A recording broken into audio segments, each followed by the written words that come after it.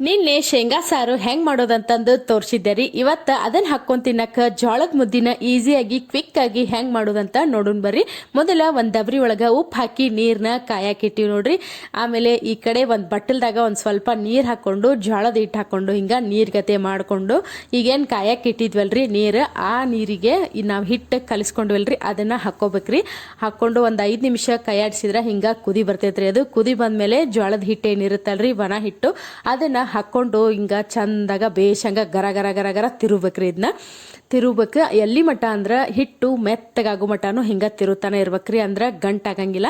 ಚಂದಾಗ ತಿರುವಿದ್ಮೇಲೆ ಮೆತ್ತಗಾಕೈತ್ರಿ ಅದು. ಆಮೇಲೆ ಕೈ ಬಿಟ್ಟು ಕೋಲಿಗೆ ಏನು ಹತ್ಕೊಂಡಿರುತ್ತಲ್ರಿ ಕೈಗೆ ಒಂದು ಹನಿ ನೀರು ಹಚ್ಕೊಂಡು ಕೋಲಿಗೆ ಹತ್ತಿದ ಹಿಟ್ಟನ್ನ ಬಿಡಿಸ್ಕೊಂಡು ಚಂದಾಗ ಒಂದು ಉಂಡಿ ಕಟ್ಟಿಬಿಟ್ರೆ ನಮ್ಮ ಜೋಳದ ಮುದ್ದೆ ರೆಡಿ ಆಗುತ್ತೆ ನೋಡ್ರಿ. ಬೆಸ್ಟ್ ಕಾಂಬಿನೇಷನ್ ಅಂದ್ರೆ ಶೇಂಗಾ ಸಾರು ಐತಿ. ಅದನ್ನು ವಿಡಿಯೋ ಆಲ್ರೆಡಿ ಶೇರ್ ಮಾಡೀನಿ, ಹೋಗಿ ಚೆಕ್ ಮಾಡ್ರಿ. ಈ ವಿಡಿಯೋ ಇಷ್ಟ ಆಗಿದ್ರೆ ಲೈಕ್ ಮಾಡೋದನ್ನ ಮರಿಬೇಡ್ರಿ.